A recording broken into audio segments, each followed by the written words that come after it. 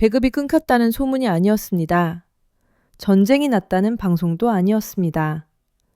그런데도 사람들의 얼굴은 마치 이미 끝을 본 사람처럼 굳어 있었습니다. 그날 새벽, 평소 같으면 조용히 열리고 닫히던 배급 창고의 철문이 끝내 열리지 않았습니다. 그 순간부터 모든 것이 달라졌습니다.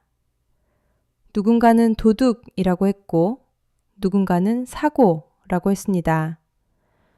하지만 현장에 퍼진 공기는 그 어떤 단어로도 설명되지 않았습니다.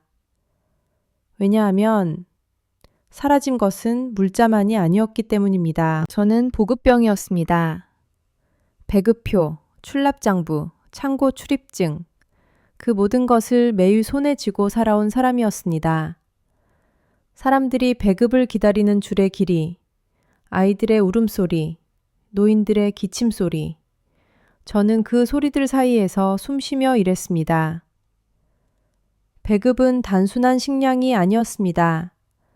사람들의 오늘을 붙잡는 마지막 끈이었습니다. 그런데 그 끈이 어느 날 갑자기 끊어졌습니다. 정오가 되기 전에 보이부 차량이 들어왔습니다. 그리고 저는 평생 잊지 못할 장면을 보았습니다. 창고 앞마당이 비워졌고 사람들의 시선이 바닥으로 떨어졌고 말이 사라졌습니다. 누군가 큰 소리로 질문이라도 할까봐 모두가 숨을 삼켰습니다. 짧은 지시가 떨어졌습니다. 전원 자리 고정. 입 다물어.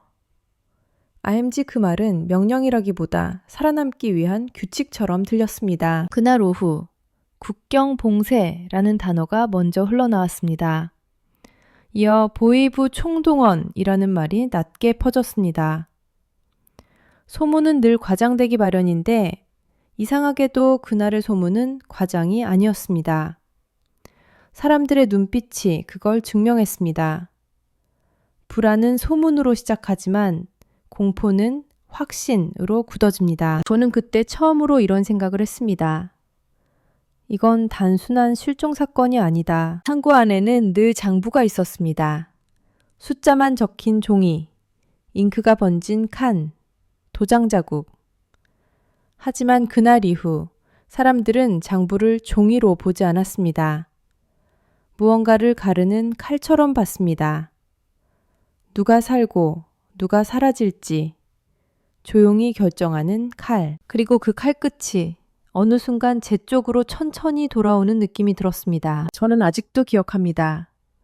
전기가 간헐적으로 끊기던 창고 복도, 형광등이 깜빡이던 그 어두운 빛, 냉기와 곰팡이 냄새가 섞인 공기, 발자국 소리가 평소보다 더 크게 들리던 이유.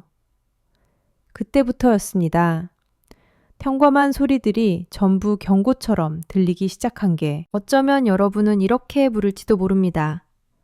배급 창고에서 무언가가 사라졌다고 해서 왜 나라 전체가 흔들리느냐고, 왜 보이부가 움직이고, 왜 국경이 닫히고, 왜 사람들의 입이 동시에 닫히느냐고 저도 그 질문을 했습니다.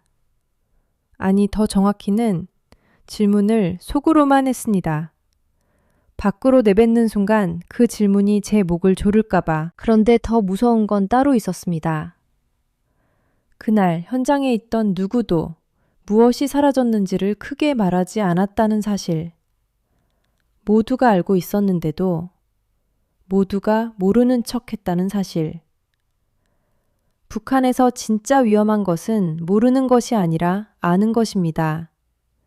아는 순간 당신은 책임을 지게 됩니다. confiscated. 저는 보급병이었습니다. 그래서 더 위험했습니다. 배급표 뒤에 숨은 숫자와 장부의 빈칸이 의미하는 것들을 저는 너무 많이 알고 있었으니까요. 그날 밤 제 손은 계속 떨렸습니다. 창문 밖으로는 아무 소리도 들리지 않았는데 저는 계속 누군가의 발소리를 들었습니다.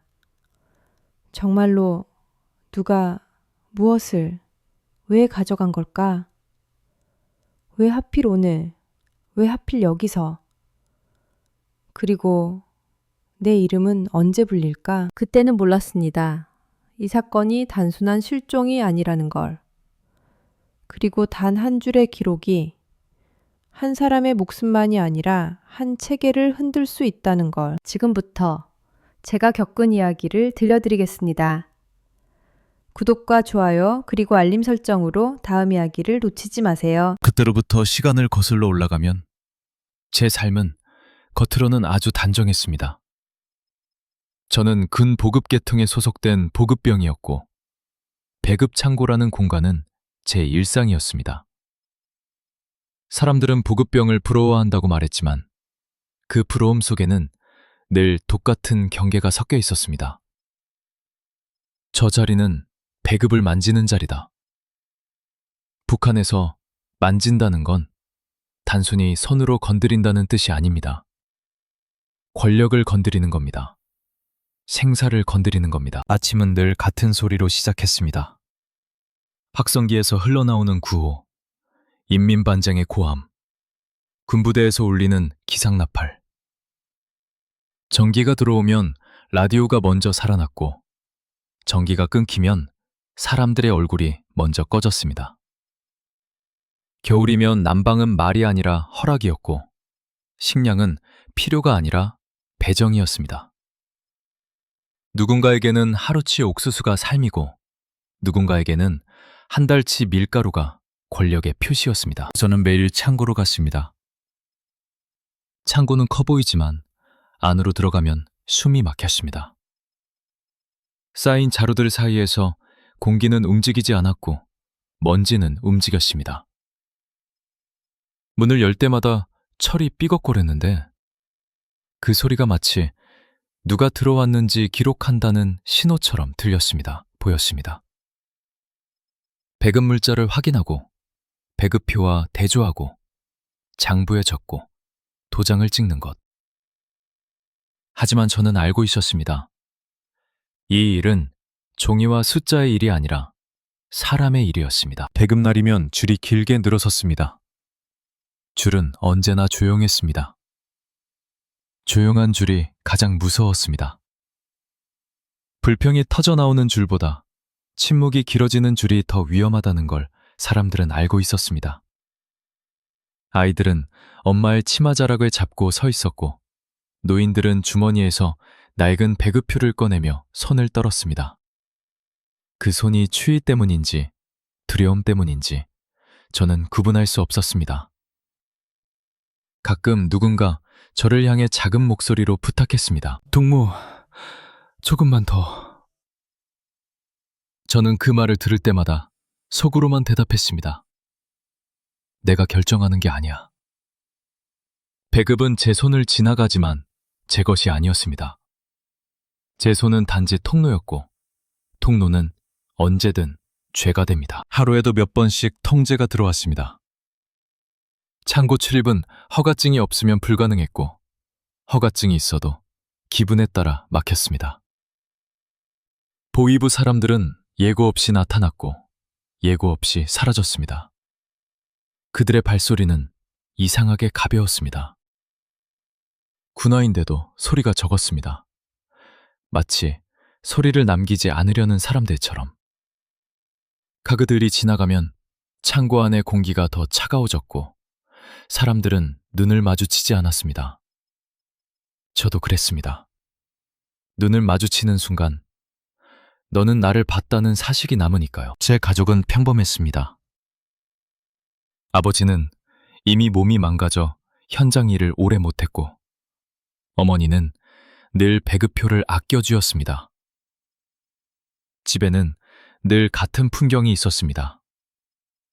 바닥에 낡은 이불, 벽 한쪽에 걸린 지도와 구호문, 창문 틈새로 들어오는 바람. 식탁이라고 부를 수 없는 낮은 상 위에는 그날그날의 가능한 것이 올라왔습니다. 가능한 것. 북한에서 식사는 늘 가능한 것의 문제였습니다.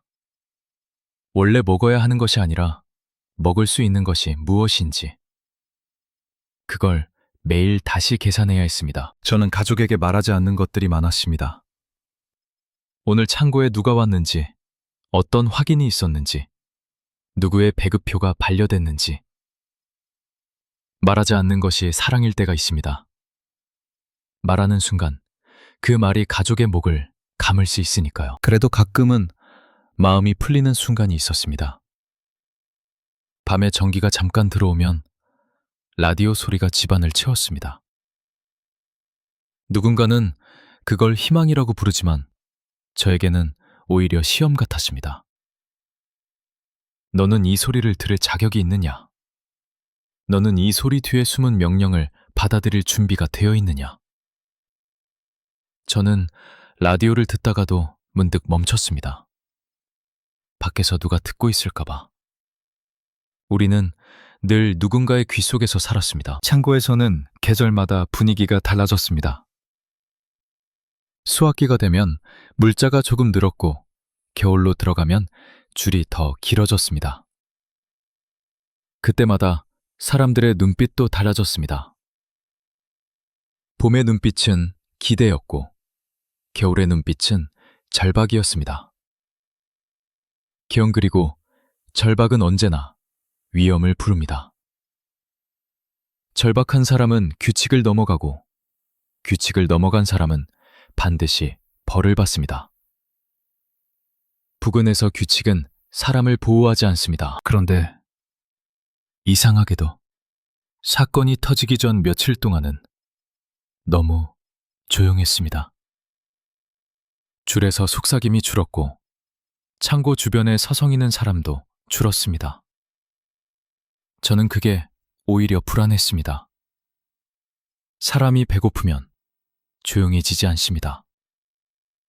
배고픔은 말보다 먼저 소리를 냅니다. 그런데 그때는 배고픔이 입을 다물고 있었습니다. 마치 누군가가 입을 다물어라 라고 명령한 것처럼. 어느 날 배급장부를 정리하다가 저는 작은 이상함을 발견했습니다. 아주 사소했습니다. 도장 자국 하나가 평소와 다르게 번져 있었습니다. 그 도장은 분명히 우리 창고의 것이었는데 잉크의 농도가 달랐습니다.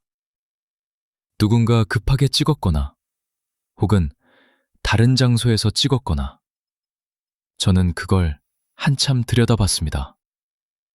그 순간 등 뒤에서 아주 짧은 목소리가 들렸습니다. 뭘 그렇게 오래 보나? 저는 고개를 들지 못했습니다.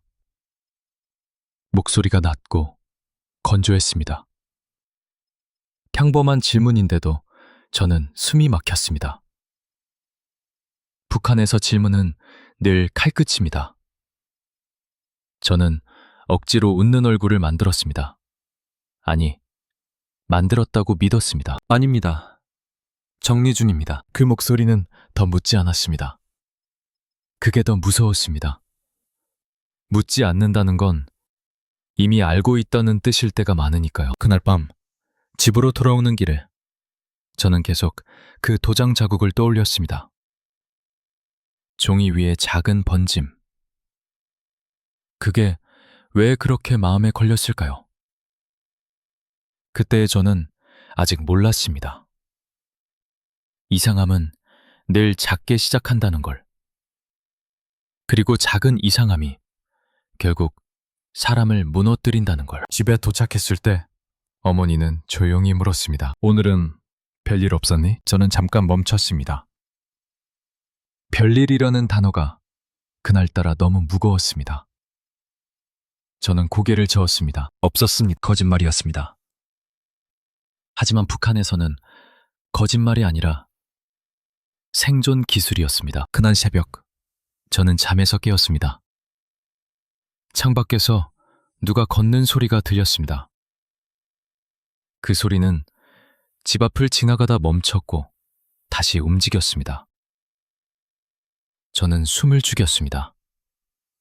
그리고 그때 아주 사소한 사실 하나가 머리를 때렸습니다. 우리 동네에서 이렇게 늦게 걷는 사람은 없습니다. 없어야 합니다. 그 작고 이상한 소리 하나가 훗날 제가 모든 것이 시작된 순간이라고 부르게 될 줄은 그때는 몰랐습니다. 다음 날 아침 창고로 가는 길이 유난히 길게 느껴졌습니다. 거리의 풍경은 늘 같았지만 제 눈에 들어오는 것들은 달라져 있었습니다. JFK 사람들이 서로를 보지 않았고 인사소리는 더 작아졌습니다. 마치 모두가 같은 생각을 공유하고 있으면서도 그 생각을 절대 입 밖으로 내지 않겠다고 약속한 것처럼 보였습니다. 창고 앞에 도착했을 때 저는 본능적으로 주위를 한 번 더 살폈습니다. 그 전까지는 하지 않던 행동이었습니다. 하지만 그날은 달랐습니다. 벽 옆에 서 있던 경비병의 시선이 평소보다 오래 머물렀습니다. 눈길을 피하는 것도 마주치는 것도 아닌 애매한 시선. 그 시선이 가장 불길하다는 걸 저는 이미 알고 있었습니다. 업무는 평소와 같았습니다. 배급표를 확인하고 물자를 내주고 장부에 기록했습니다. 손은 익숙하게 움직였지만 머릿속은 계속 어제의 도장 자국을 떠올리고 있었습니다. 잉크가 번진 그 한 칸. 아무도 말하지 않았지만 그 칸이 계속 커지는 느낌이 들었습니다. 종이 위에 작은 번짐이 아니라 제 삶 전체로 번져가는 것처럼. 그때 평소 거의 말을 섞지 않던 동료가 제 옆에 다가왔습니다. 그는 고개를 숙인 채 입술만 움직였습니다. 요즘 조심해. 그게 전부였습니다. 설명도 이유도 없었습니다. 그런데도 그 한마디는 긴 문장보다 무거웠습니다. 북한에서 조심해라는 말은 이미 위험이 시작됐다는 뜻일 때가 많습니다. 저는 아무 대답도 하지 않았습니다. 고개만 아주 작게 끄덕였습니다. 말은 남고 남은 말은 증거가 되니까요. 정오 무렵 보위부원이 창고 안으로 들어왔습니다. 혼자였습니다. 혼자 들어오는 보위부원은 드뭅니다. 대개는 둘 이상이 함께 움직입니다. 그날의 혼자는 의도처럼 느껴졌습니다. 그는 천천히 창고를 들러봤고 물자보다 사람을 먼저 살폈습니다. 그리고 제 앞에 섰습니다. 동무. 그 한 단어에 제 심장이 한 박자 늦게 뛰었습니다. 그는 장부를 가리켰습니다. 이건 언제 기록한 거지? 아주 사소한 질문이었습니다. 날짜 하나, 시간 하나를 묻는 말이었습니다. 저는 훈련받은 대로 대답했습니다. 어제입니다. 그는 고개를 끄덕였습니다. 그리고 다시 묻지 않았습니다. 묻지 않는 침묵이 질문보다 더 길게 남았습니다. 저는 그 침묵 속에서 제 숨소리가 들릴까봐 호흡을 줄였습니다. 그날 이후 작은 변화들이 연달아 나타났습니다. 창고 주변을 지나는 사람이 줄었고 보급을 받으러 오는 시간도 미묘하게 바뀌었습니다. 배급표를 들고 와도 이전보다 오래 기다려야 했습니다. 누군가는 이유를 묻다가 중간에 말을 삼켰습니다. 질문은 늘 입까지 올라왔다가 다시 내려갔습니다. 집에서도 이상한 기운이 감돌았습니다. 이웃이 인사를 하지 않았고 밤마다 들리던 라디오 소리가 사라졌습니다. 전기가 들어와도 사람들은 불을 켜지 않았습니다. 빛은 눈에 띄고 눈에 띄는 것은 기록되니까요. 와이드분은 제 얼굴을 유난히 오래 바라보았습니다. 요즘 얼굴이 안 좋다. 그 말에는 질문이 섞여 있었습니다. 하지만 어머니는 더 묻지 않았습니다. 묻지 않는다는 건 알고 싶지 않다는 뜻이 아니라 알면 위험해진다는 걸 알기 때문입니다. 며칠 뒤 저는 갑작스러운 서류 점검을 받았습니다. 정기 점검이 아니었습니다. 예고도 없었고 이유도 없었습니다. 보위부원이 장부를 한 장씩 넘기며 손가락으로 특정 줄을 짚었습니다. 그 줄은 바로 그 번진 도장이 찍힌 칸이었습니다. 제 목이 바짝 말랐습니다. 이건 왜 이렇게 됐지? 저는 잠깐 멈췄습니다. 멈춘 그 짧은 순간이 평생처럼 길게 느껴졌습니다. 머릿속에서는 수십 개의 답이 스쳐 지나갔지만 입 밖으로 나온 말은 하나뿐이었습니다. 급하게 처리된 건입니다. 그는 제 얼굴을 한참 바라보다가 장부를 덮었습니다. 그리고 아무 말 없이 나갔습니다. 그날 저는 처음으로 확신했습니다. 이건 단순한 확인이 아니라 표시라는 것을. 북한에서는 소문보다 먼저 표시가 찍힙니다. 말보다 먼저 시선이 바뀝니다. 그리고 그 표시가 찍힌 사람은 아직 아무 일도 일어나지 않았는데도 이미 이전의 사람이 아닙니다. 그날 밤 저는 거의 잠을 이루지 못했습니다. 눈을 감으면 창고의 복도와 장부의 줄들이 떠올랐습니다. 숫자 사이에 낀 공백들이 마치 함정처럼 보였습니다. 저는 스스로에게 물었습니다. 정말 우연일까? 아니면 이미 시작된 걸까?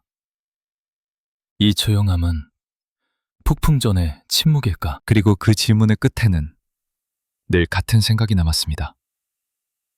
북한에서 무언가가 조용히 흘러갈 때는 누군가의 삶이 이미 정해졌을 때입니다. 그때부터였습니다. 제가 제 이름이 아닌 대상으로 불리고 있을지도 모른다는 생각을 하게 된 게. 그리고 그 생각은 다시는 제 머릿속에서 사라지지 않았습니다. 그 사람이 사라진 건 정말 아무렇지도 않은 날이었습니다. 날씨도, 배급의 양도, 창고의 냄새도 늘 같았습니다. 그래서 더 섬뜩했습니다. 북한에서 사람은 언제나 큰 사건 속에서 사라지는 게 아닙니다. 가장 평범한 날, 가장 평범한 시간에, 가장 조용한 방식으로 사라집니다. 그는 제 동료였습니다. 저보다 나이가 조금 많았고 말수가 적었습니다. 창고에서 맡은 역할은 단순했지만 손이 빠르고 정리가 정확했습니다. 그런 사람들은 눈에 띄지 않습니다. 눈에 띄지 않게 일하는 사람이 가장 오래 버팁니다. 저도 그렇게 믿고 있었습니다. 그날 오전, 그는 평소처럼 출근했습니다. 저는 그가 장부를 넘기는 소리를 들었고 창고문을 닫을 때 나는 철소리도 들었습니다.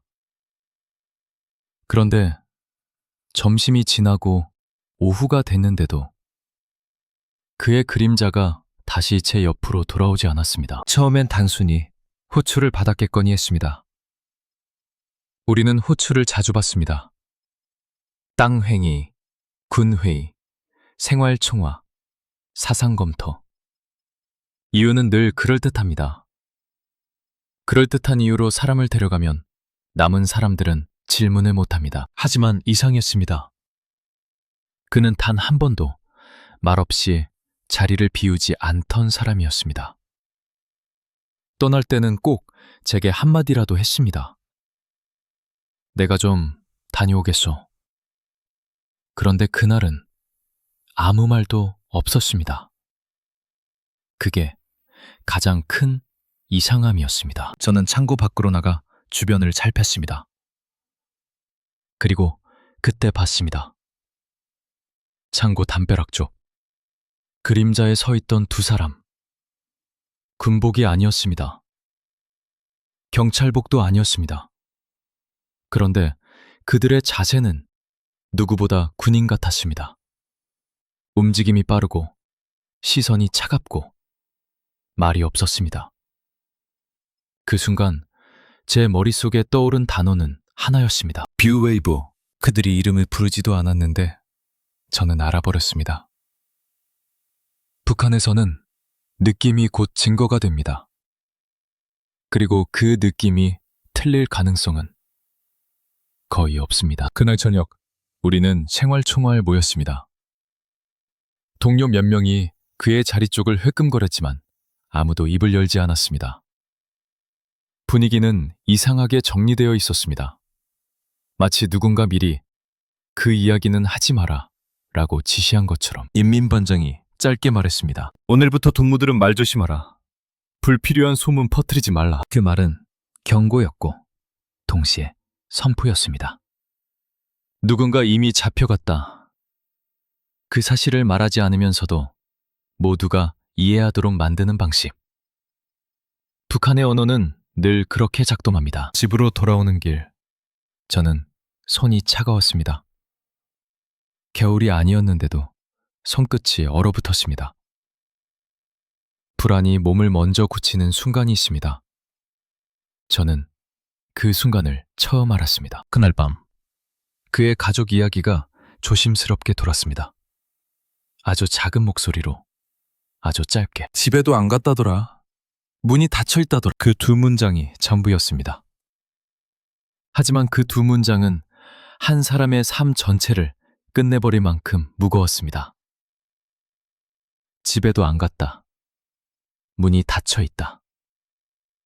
그 말은 곧 그가 돌아올 수 없는 곳으로 갔다는 뜻이었습니다. 다음 날, 창고에는 그의 책상이 정리되어 있었습니다. 너무 깔끔하게, 너무 빠르게. 그가 쓰던 연필, 종이, 작은 수첩, 모두 사라졌습니다. 사람이 사라지면 흔적도 함께 사라집니다.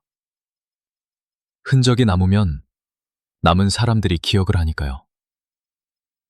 기억은 위험합니다. 기억은 질문을 낳고 질문은 죄가 되니까요. 그리고 그날 보위부원이 저를 따로 불렀습니다. 그는 제게 종이 한 장을 내밀었습니다. 종이 위에는 짧은 문장이 적혀 있었습니다. 정식 소환장 같은 형식도 아니었습니다. 그냥 나오라는 뜻이었습니다. 저는 종이를 받는 순간 심장이 내려앉는 걸 느꼈습니다. 동무, 잠깐 따라오라. 그 목소리는 감정이 없었습니다. 감정 없는 목소리는 이미 결정을 끝낸 사람의 목소리입니다. 저는 고개를 끄덕이며 자리에서 일어났습니다. 그때 제 옆에 있던 다른 동료가 아주 작게 입술만 움직였습니다. 모른다고 해. 그 말이 왜 그렇게 슬프게 들렸는지 저는 지금도 설명할 수 없습니다. 모른다는 건 진짜 모르는 게 아니라 살기 위해 모르는 척하라는 뜻이었으니까요. 보웨이브 건물 앞에 섰을 때 저는 문득 생각했습니다.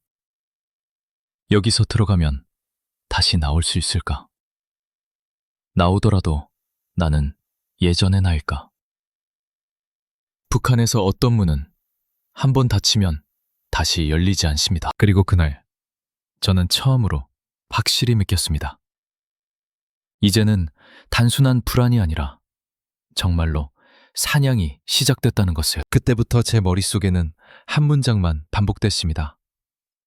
누가 사라지면 그 주변도 함께 사라진다. 저는 보급병이었습니다. 그는 사라졌고 이제 그 다음은 저일지도 몰랐습니다. 그날 이후로 세상이 저를 보는 방식이 바뀌었습니다. 아니, 정확히 말하면 제가 세상을 느끼는 방식이 바뀌었습니다. 보이지 않던 것들이 보이기 시작했고 의미 없던 소리들이 전부 신호처럼 들렸습니다. 아침에 집문을 나설 때 저는 항상 뒤를 한 번 더 돌아봤습니다. 문이 잘 닫혔는지 확인하기 위해서가 아니었습니다. 누군가 서 있을까봐. 아무도 없다는 걸 확인하고서도 가슴은 쉽게 가라앉지 않았습니다. 북한에서는 보이지 않는다는 게 없다는 뜻이 아니기 때문입니다. 창고로 가는 길은 변하지 않았는데 그 길 위에 시선들이 달라졌습니다. 예전에는 그냥 지나치던 이웃의 눈길이 이제는 잠깐 멈췄다가 다시 피하는 눈길로 바뀌었습니다. 사람들은 저를 똑바로 보지 않았습니다. 그게 그건 무시가 아니라 거리두기였습니다. 뛰어갈 수 있으니까요. 창고 근처에 도착하면 늘 같은 풍경이 있었습니다. 하지만 저는 매번 새로운 배치를 보는 기분이었습니다. 경비병의 위치, 서 있는 각도, 담배를 피우는 횟수. 하나라도 평소와 다르면 심장이 먼저 반응했습니다.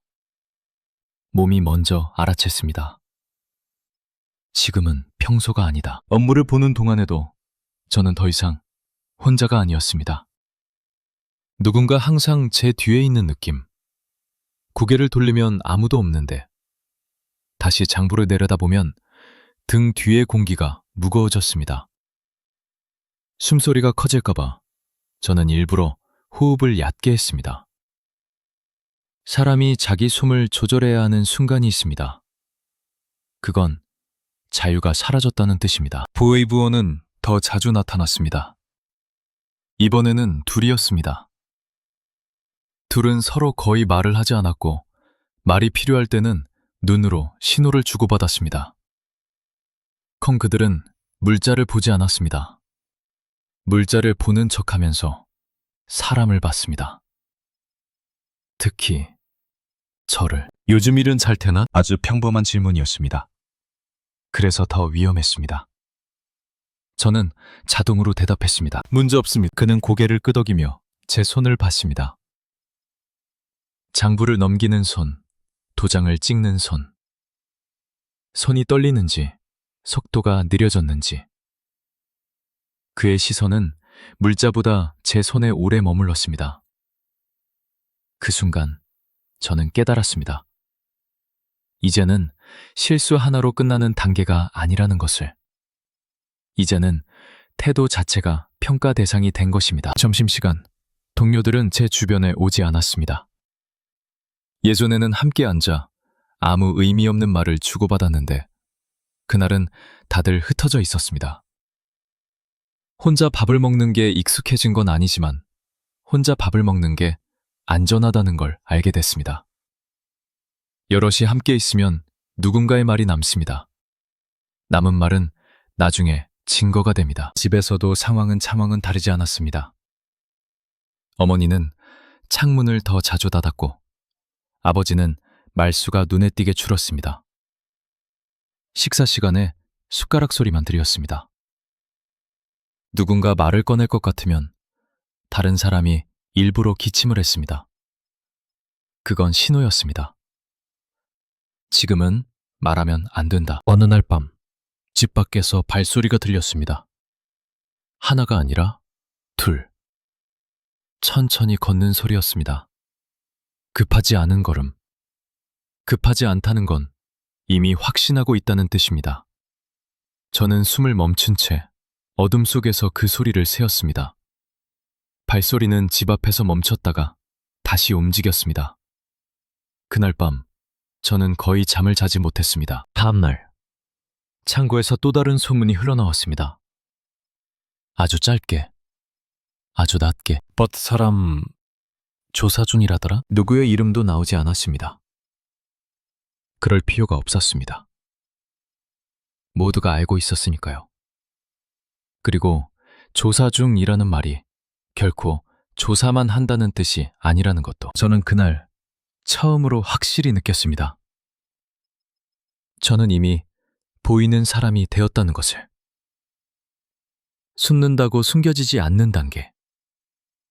조용히 있어도 조용히 사라질 수 없는 단계. 그날 저녁, 저는 창고 문을 닫으며 손잡이를 조금 더 오래 잡고 있었습니다. 차가운 철의 감촉이 손에 남았습니다.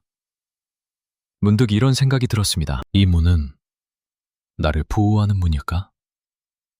아니면 나를 가두는 문일까? 그리고 그 질문에 대한 답은 점점 분명해지고 있었습니다. 결정적인 순간은 언제나 조용하게 옵니다. 총성이 울리지도 않았고 누군가 소리를 지르지도 않았습니다. 그날은 오히려 너무 평온했습니다. 그래서 저는 더 불길했습니다. 창고 안에서 장부를 정리하던 중 한 장의 종이가 제 눈에 걸렸습니다.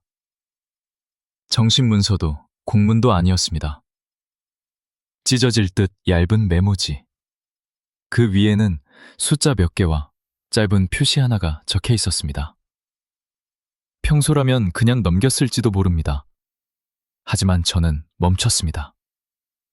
그 숫자 배열이 제가 알고 있던 기록과 맞지 않았기 때문입니다. 배급량.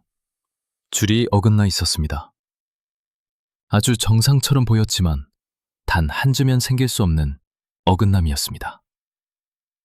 그런 수고액이 제 머릿속이 빠르게 돌아가기 시작했습니다. 이건 실수가 아니었습니다. 그리고 이건 단순한 착오로 덮을 수 있는 문제도 아니었습니다. 저는 주변을 살폈습니다. 아무도 없었습니다. 그래서 더 위험했습니다. 아무도 없다는 건 누군가가 봐도 괜찮다고 판단했다는 뜻일 수 있으니까요. 저는 종이를 접어 주머니에 넣었습니다. 그 행동 하나가 제 삶을 돌이킬 수 없는 방향으로 밀어넣을 줄은 그때는 몰랐습니다. 그날 저녁, 집에 돌아왔을 때 어머니는 평소보다 더 조용했습니다. 밥상 위에는 말이 없었고 눈길도 오래 머물지 않았습니다. 식사가 거의 끝나갈 무렵 어머니가 아주 낮은 목소리로 말했습니다. 요즘 사람들이 우리 집 앞을 자주 지난다. 그 말은 질문이 아니었습니다. 확인이었습니다. 저는 고개를 끄덕였습니다. 거짓말을 할 필요도 없었습니다. 이미 집안의 공기가 모든 걸 알고 있었으니까요. 그날 밤 저는 종이를 다시 꺼냈습니다. 희미한 불빛 아래에서 숫자를 하나씩 다시 확인했습니다. 그리고 그때 비로소 연결됐습니다. 사라진 물자, 번진 도장, 동료의 실종, 그리고 이 한 줄의 기록. 그 한 줄은 누군가가 배급 체계를 이용해 의도적으로 물자를 빼돌렸다는 흔적이었습니다. 그 흔적은 작았지만 발견하는 순간 그 사람의 목숨값이 되는 흔적이었습니다. 저는 깨달았습니다. 이 기록이 세상 밖으로 나가면 한 사람이 아니라 여러 사람이 끝난다는 것을. 그리고 더 무서운 건 홈랜드 본 사람 역시 안전하지 않다는 사실이었습니다. 선택은 많지 않았습니다. 아니, 정확히 말하면 선택은 하나뿐이었습니다. 이걸 신고하면 저는 협조자가 됩니다. 그리고 협조자는 언제든 입을 막히는 존재가 됩니다. 이걸 숨기면 언젠가는 들통납니다. 들통나는 순간 저는 공범이 됩니다. 북한에서 공범은 변명할 기회조차 없습니다. 그날 새벽 누군가 문을 두드렸습니다. 강하지도 약하지도 않은 두드림. 마치 우린 이미 알고 있다고 말하는 손길처럼. 문을 열자 보이부원이 서 있었습니다. 혼자였습니다. 그는 집안을 한번 훑어보고 제게 말했습니다. 네, 잠깐 보자. 그게 전부였습니다. 시간도 장소도 말하지 않았습니다. 그럴 필요가 없었습니다. 그가 말한 보자의 의미를 저는 너무 잘 알고 있었으니까요. 문이 닫히자마자 어머니의 손이 제 팔을 붙잡았습니다. 말은 없었지만 손에 힘이 들어가 있었습니다. 그 손의 떨림이 제가 지금까지 외면해온 현실을 전부 끌어올렸습니다. 이건 더 이상 저 혼자만의 문제가 아니었습니다. 제가 끌려가면 가족도 끝입니다. 제가 입을 열면 가족도 끝입니다. 제가 입을 다물어도 끝일 수 있습니다. 그날 저는 거의 뜬 눈으로 밤을 새웠습니다. 벽을 바라보며 같은 생각을 수십 번 반복했습니다. 여기 남아있으면 나는 어떻게 되는가? 여기 남아있으면 우리 가족은 어떻게 되는가? 그리고 그 질문의 끝에는 늘 같은 결론이 있었습니다. 여기 남는다는 건 팥이라는 것, 새덕력. 저는 결심했습니다. 용기 때문이 아니었습니다. 희망 때문도 아니었습니다. 그냥 살아야 했습니다. 살아남아야만 이 기록의 의미도 사라진 사람의 이유도 언젠가는 말할 수 있을 것 같았기 때문입니다. 그 순간 저는 알았습니다. 이미 돌아갈 수 없다는 것을. 그리고 이렇게 스스로에게 말했습니다. 그 순간부터 나는 더 이상 이곳의 사람이 아니었다. 결심했다고 해서 세상이 갑자기 달라지지는 않았습니다. 오히려 더 조용해졌습니다. 결심은 소리를 내지 않지만 그 결심을 품은 사람의 움직임은 어딘가 어색해집니다. 그리고 그 어색함을 이곳에서는 반드시 누군가가 알아챕니다. 저는 평소보다 더 평범해지려고 애썼습니다. 걸음 속도, 인사하는 방식, 장부를 넘기는 리듬까지 모든 걸 예전과 같게 유지하려고 했습니다. 하지만 몸은 거짓말을 하지 않았습니다. 심장이 빨라질 때마다 저는 그것을 숨겨야 했습니다. 심장 소리마저 기록될 것 같은 느낌 속에서 창고에서는 더 이상 혼자 있지 않았습니다. 항상 누군가가 근처에 있었습니다. 보위부원이 아니어도 그들과 연결된 사람들이 있었습니다. 말수가 적고 눈을 잘 마주치지 않는 사람들. 그들이 가장 위험했습니다.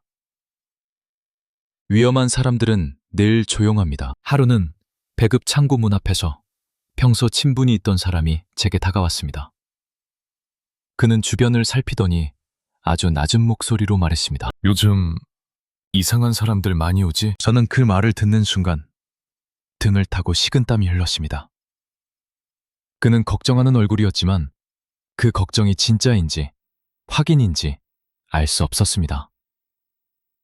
북한에서는 걱정과 감시가 같은 얼굴을 할 때가 많습니다. 저는 짧게 대답했습니다. 그런가? 그는 더 묻지 않았습니다.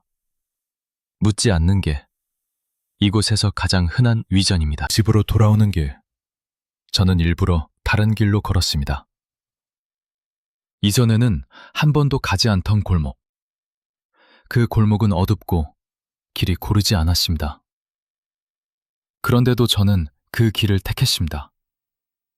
누군가 따라오고 있는지 확인하기 위해서였습니다. 첫 번이 몇 번이고 뒤를 돌아봤지만 아무도 보이지 않았습니다. 그래서 더 불안했습니다.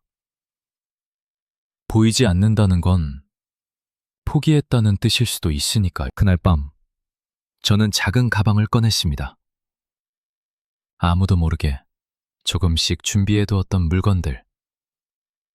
돈이라고 부르기 어려운 지폐 몇 장, 여분의 옷, 오래된 신분증 사본, 그리고 그 종이, 그 한 줄의 기록.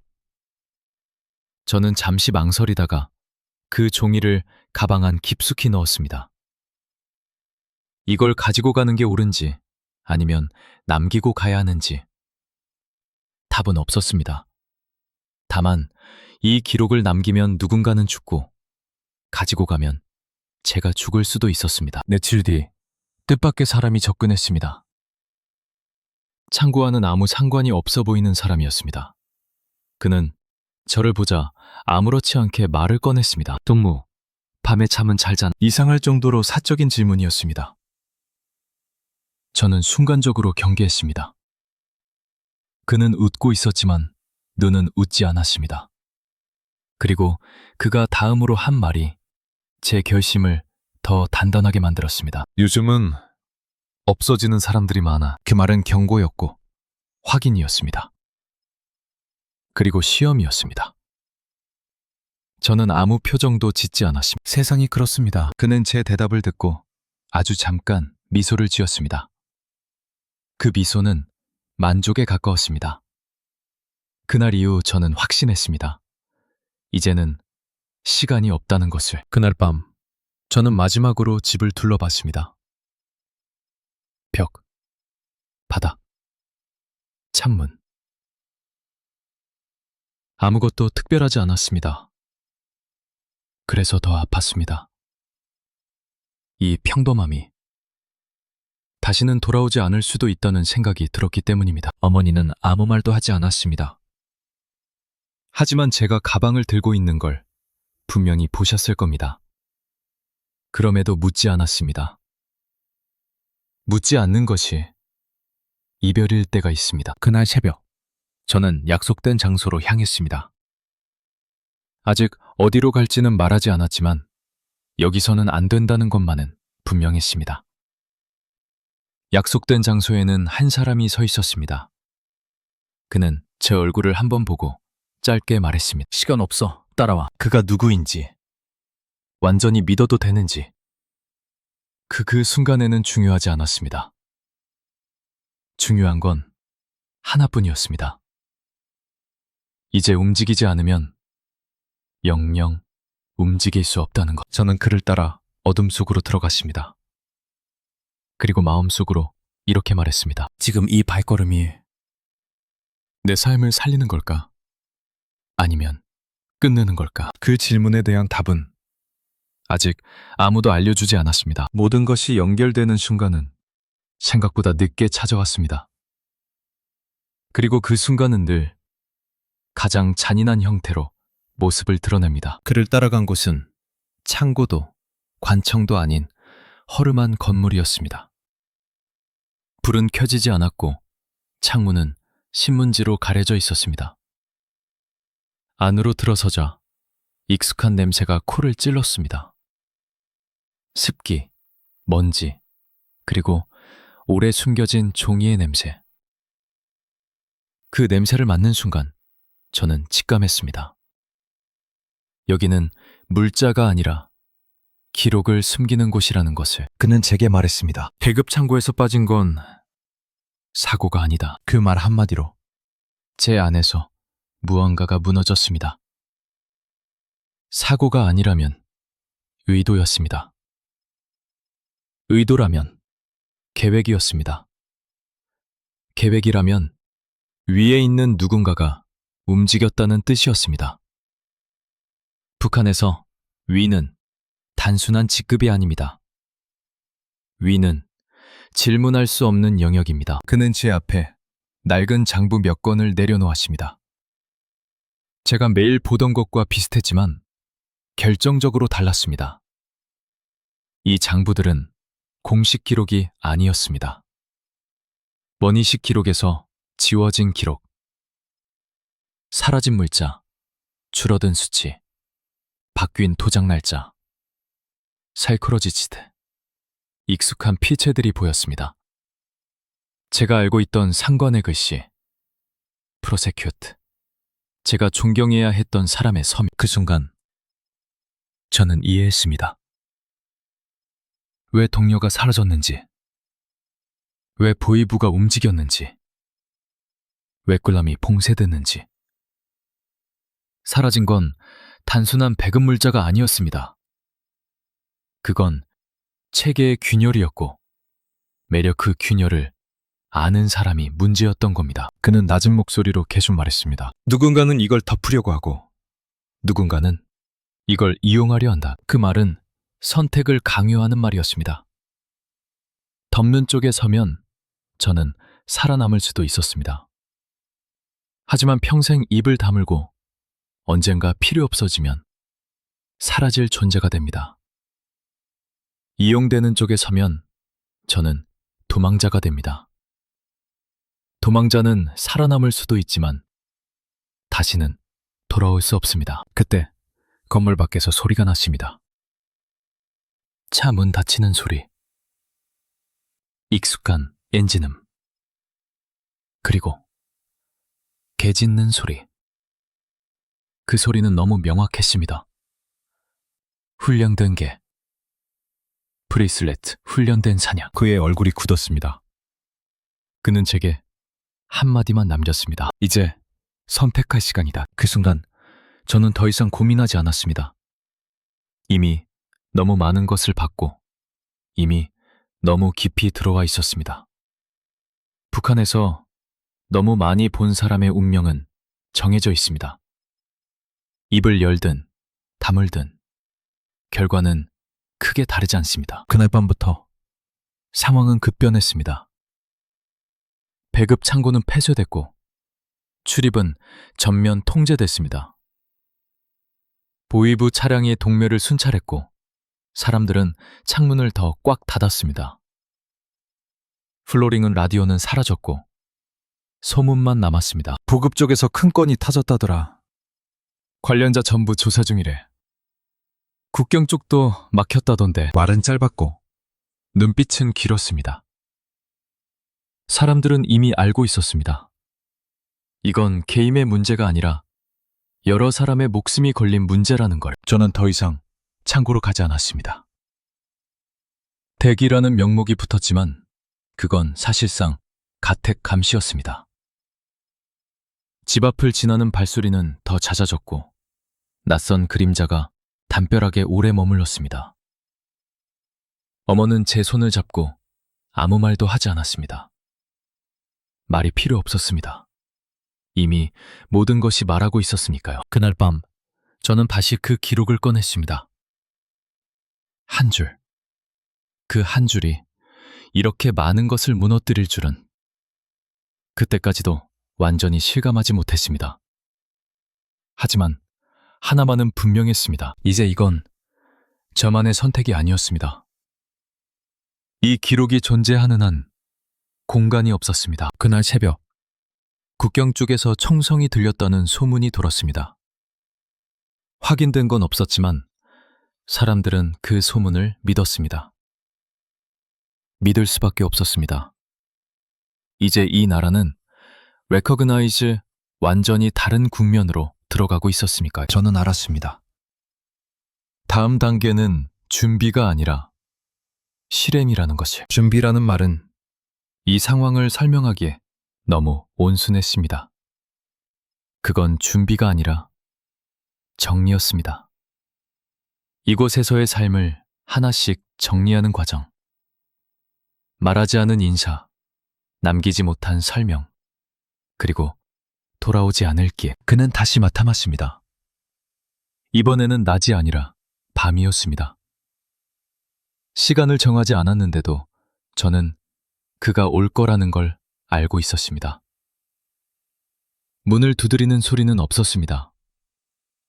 창문 아래에서 아주 낮게 2번.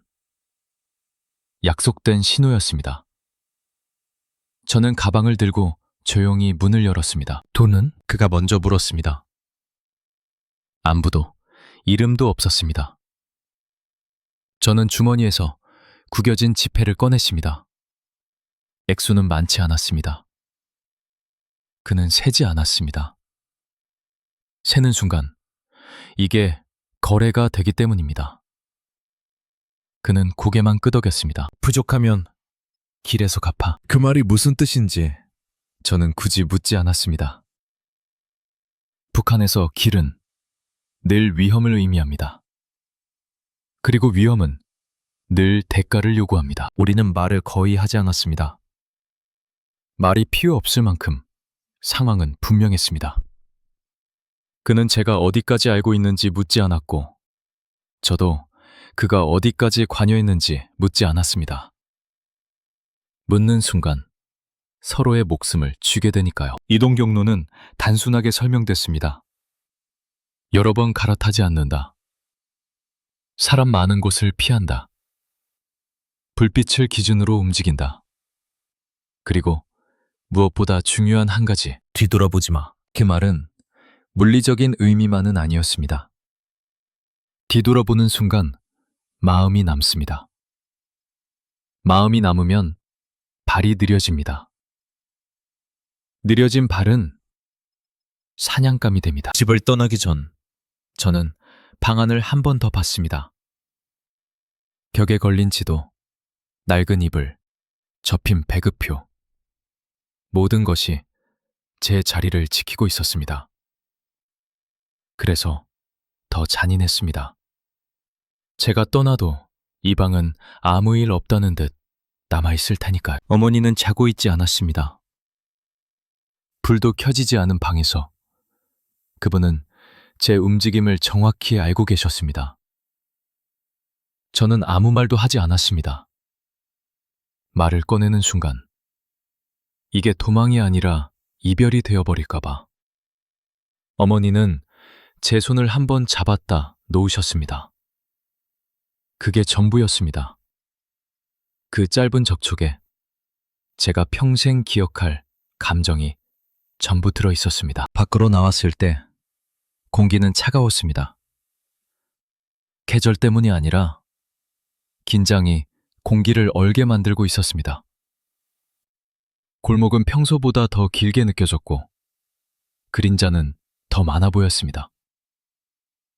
저는 걸음을 일정하게 유지하려고 애썼습니다. 브레이킹이 져야 않았습니다. 뛰던 순간 눈에 띕니다. 중간 지점에서 한번 멈췄습니다. 그는 제 얼굴을 보고 말했습니다. 지금이라도 돌아갈 수 있다. 그 말은 친절처럼 들렸지만 실은 마지막 확인이었습니다. 저는 고개를 저었습니다. 말하지 않아도 충분했습니다. 이제부터는 서로 믿지 말자. 그 말이 이상하게 위로처럼 들렸습니다. 믿지 않으면 배신도 없습니다. 배신이 없으면 덜 아픕니다. 우리는 방향을 바꿨습니다. 지도에는 없는 길, 사람들이 쓰지 않는 길, 그리고 감시가 덜한 시간. 모든 것이 덜이었습니다. 덜 밝고, 덜 안전하고, 덜 확실한 길. 하지만 이곳에서는 그 덜함이 유일한 안전이었습니다. 그때 멀리서 불빛이 움직였습니다. 손전등, 규칙적인 흔들림, 순찰이었습니다. 그는 즉시 손짓으로 멈추게 했습니다. 우리는 숨을 죽이고 담벼락에 몸을 붙였습니다. 개 짖는 소리가 들렸습니다. 블랙잭었습니다. 너무 가깝지도 않았습니다. 그 애매함이 가장 무서웠습니다. 그 순간 제 머릿속에는 하나의 생각만 남았습니다. 이 계획은 언제든 무너질 수 있다. 그리고 그 생각이 사라지기도 전에 그가 제 귀에 아주 낮게 속삭였습니다. 지금부터는 운이다. 운. 그 단어가 이렇게 무거울 수 있다는 걸 씁니다. 그날 밤은 이상하게도 시간이 늘어져 있었습니다. 시계가 멈춘 것도 아닌데 한 분 한 분이 지나가는 소리가 들리는 것 같았습니다. 숨을 쉬는 것조차 시간을 끌어당기는 행위처럼 느껴졌습니다. 우리는 임시로 몸을 숨길 곳에 도착했습니다. 버려진 창고와 민가 사이, 사람들이 일부러 피하는 공간. 불은 켜지지 않았고 문은 반쯤 부서져 있었습니다. 안으로 들어서자 차가운 공기가 폐에 깊숙이 들어왔습니다. 저는 숨을 고르려 했지만 심장은 말을 듣지 않았습니다. 뛰는 걸 멈추지 않았습니다. 마치 아직도 누군가가 제 이름을 부르고 있는 것처럼. 그는 바닥에 앉아 외투 안쪽을 확인했습니다. 짧은 칼, 작은 손전등, 그리고 접힌 종이 몇 장. 그 종이들이 어떤 의미를 갖는지 저는 묻지 않았습니다. 묻는 순간 그 의미가 제 몫이 될 테니까. 여기서는 소리내지 마. 그 말은 조언이 아니라 규칙이었습니다. 규칙을 어기면 설명 없이 끝나는 규칙. 저는 고개를 끄덕였습니다. 말 대신 숨을 줄였습니다. 시간이 흐르면서 몸은 점점 차가워졌고 감각은 예민해졌습니다. 멀리서 들리는 모든 소리가 가까이 오는 것처럼 느껴졌습니다. 바람 소리도, 쥐가 지나가는 소리도 전부 발소리로 바뀌어 들렸습니다. 그때 깨달았습니다. 공포는 상상에서 시작하지만 생존은 감각에서 시작된다는 걸. 그는 가끔씩 밖을 살폈습니다. 문틈 사이로 아주 짧게. 빛이 지나가면 바로 물러났습니다. 손전등의 궤적이 벽을 스치고 지나갈 때마다 제 등줄기를 타고 식은땀이 흘렀습니다. 저는 그 빛이 제 얼굴을 훑는 상상을 했고 그 상상만으로도 숨이 막혔습니다. 어느 순간 멀리서 총성 같은 소리가 들렸습니다. 확실하지는 않았습니다. 뭐라지만 확실하지 않다는 점이 더 위험했습니다. 그는 제 손목을 잡고 아주 작게 고개를 저었습니다. 지금은 아니다. 그 신호 하나로 저는 다시 어둠 속으로 숨었습니다. 시간이 얼마나 흘렀는지 알 수 없었습니다. 몸은 피곤했지만 눈은 감기지 않았습니다. 눈을 감는 순간 다시는 뜨지 못할 것 같은 기분이 들었기 때문입니다. 저는 스스로에게 물었습니다. 지금 이 순간 내가 가장 두려운 건 무엇일까? 붙잡히는 것? 죽는 것? 아니면 이 모든 선택이 헛된 것이 되는 것? 그때 아주 작은 소리가 들렸습니다. 문 바깥 발밑에 자갈이 움직이는 소리. 그는 즉시 손을 들어 올렸습니다. 정지. 우리는 숨을 멈췄습니다. 그 소리는 잠시 머물다 다시 멀어졌습니다. 그 짧은 몇 초 동안 제 인생이 전부 압축된 느낌이었습니다. 잠시 후 그는 제게 속삭였습니다. 고지다. 그 두 글자가 이상하게도 위로처럼 들렸습니다. 끝이 보인다는 뜻이었으니까요. 좋은 끝이든 나쁜 끝이든 이 정체된 시간이 끝난다는 사실만으로도 저는 버틸 힘을 얻었습니다. 그는 마지막으로 제 얼굴을 확인했습니다. 빛 없이도 제 표정을 읽는 눈이었습니다. 그리고 아주 조용히 말했습니다. 이제 나가야 한다. 망설일 시간은 없었습니다. 지금이 아니면 다시는 기회가 오지 않을지도 모른다는 걸 저도 알고 있었습니다. 저는 가방을 다시 조여매고 발에 힘을 줬습니다. 손이 떨렸지만 발은 움직였습니다. 문을 나서는 순간 차가운 밤 공기가 얼굴을 때렸습니다. 그 공기가 이렇게 살아있는 느낌을 준 적은 없었습니다. 저는 마지막으로 보이지 않는 곳에 남겨진 모든 것들을 떠올렸습니다. 가족, 창고, 장부, 그리고 그 한 줄의 기억. 그리고 마음속으로 이렇게 말했습니다. 지금부터는 되돌릴 수 없다. 그 순간 우리는 움직이기 시작했습니다. 감은 생각보다 가까웠습니다. 가깝다는 사실이 오히려 더 두려웠습니다. 여기까지 왔다는 안도감보다 이제부터가 진짜라는 긴장이 먼저 올라왔습니다. 두만강. 지도에서는 선 하나였지만 그 밤의 강은 선이 아니라 벽처럼 느껴졌습니다. 물은 검었고 흐름은 느렸습니다.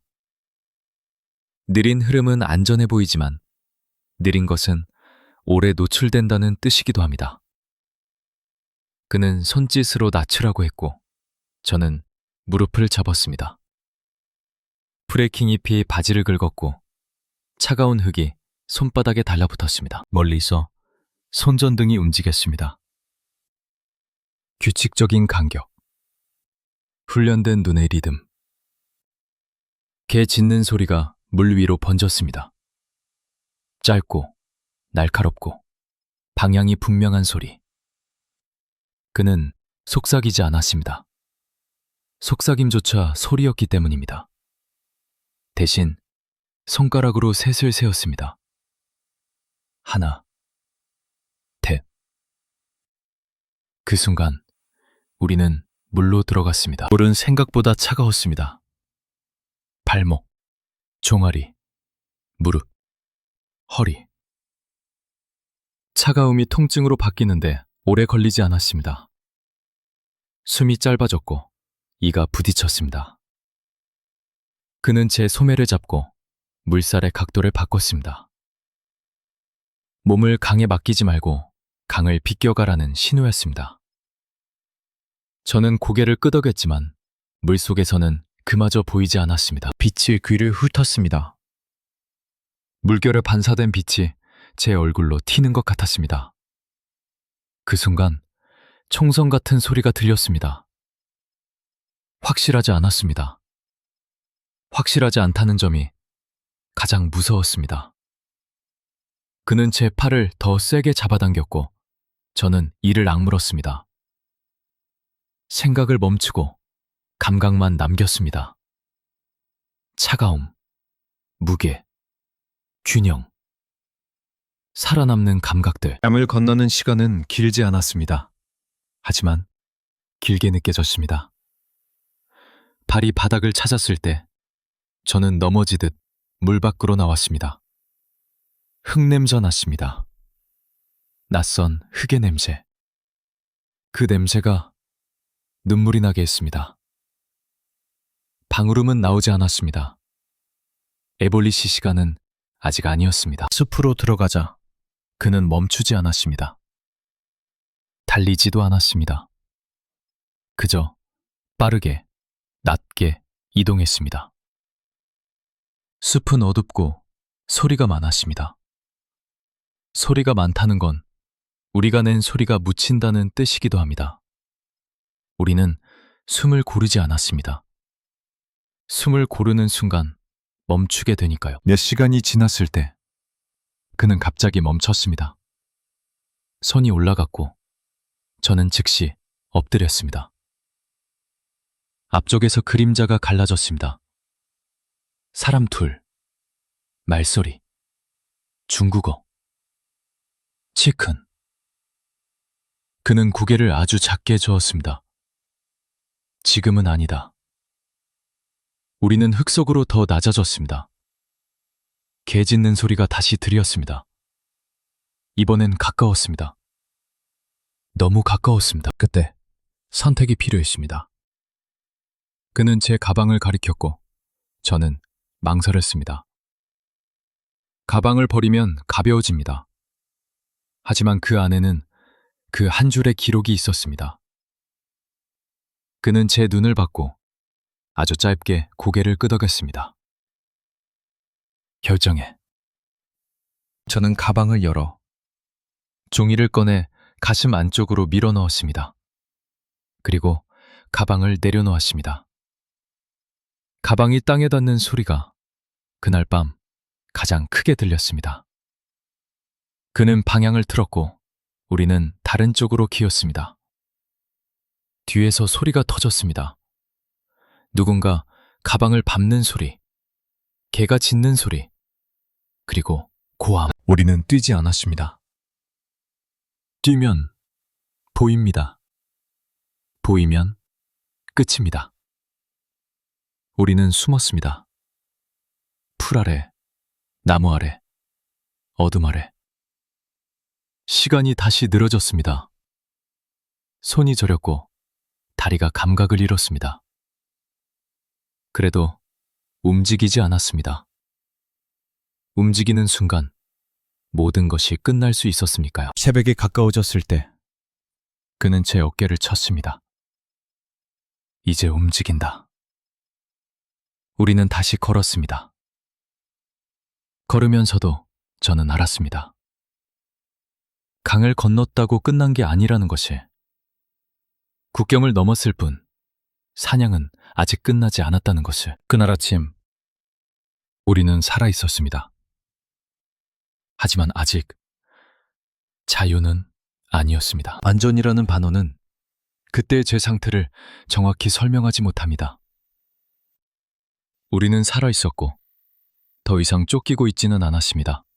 하지만 몸은 여전히 도망치고 있었고 마음은 아직 강 한가운데에 남아 있었습니다. 중국 땅에서의 시간은 흐릿합니다.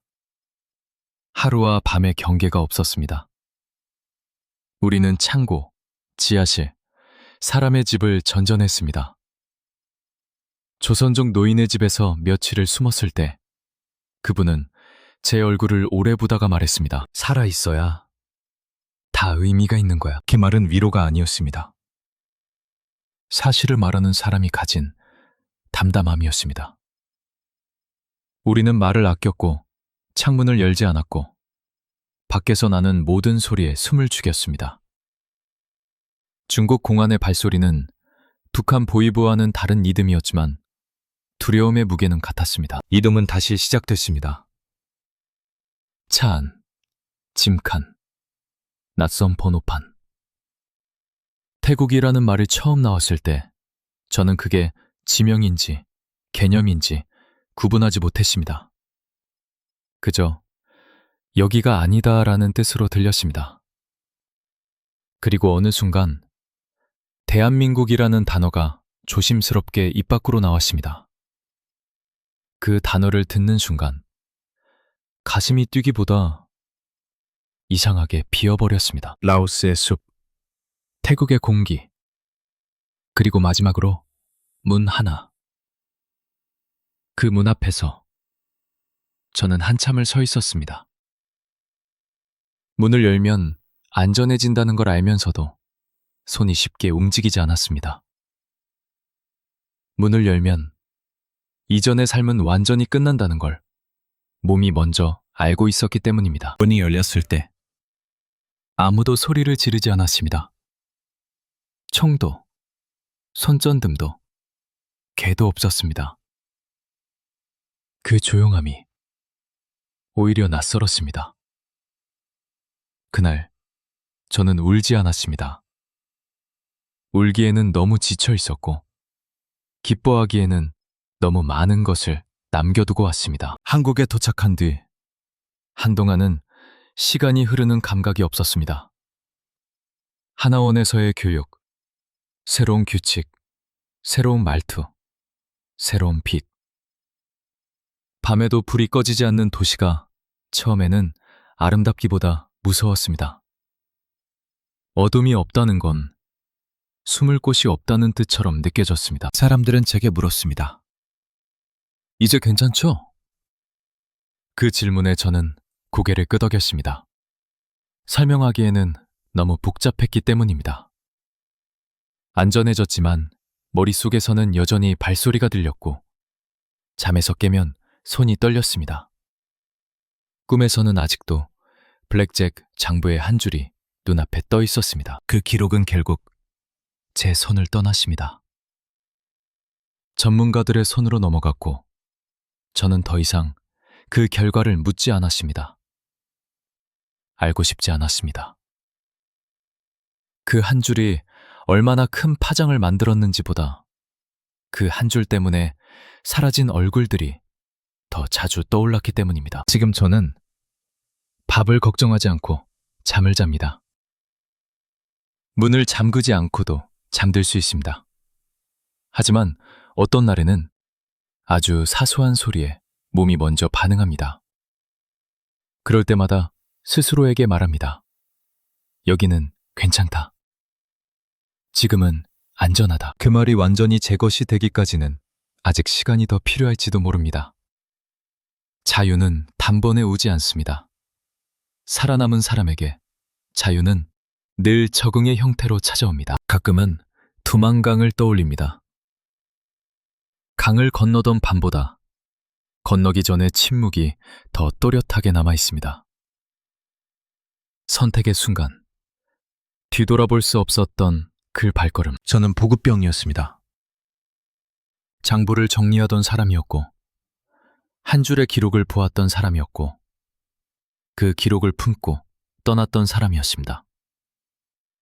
그 한 줄이 제 삶을 구했는지 아니면 더 복잡하게 만들었는지는 아직도 잘 모르겠습니다. 다만 한 가지는 분명합니다. 그날 그 선택이 없었다면 지금 이 이야기도 없었을 거라는 것. 이 이야기를 끝내며 저는 여전히 질문을 품고 살아갑니다. 살아남는다는 건 무엇인가? 기억은 어디까지 짊어져야 하는가? 그리고 오늘도 아무 일 없는 하루 속에서 조용히 숨을 쉽니다.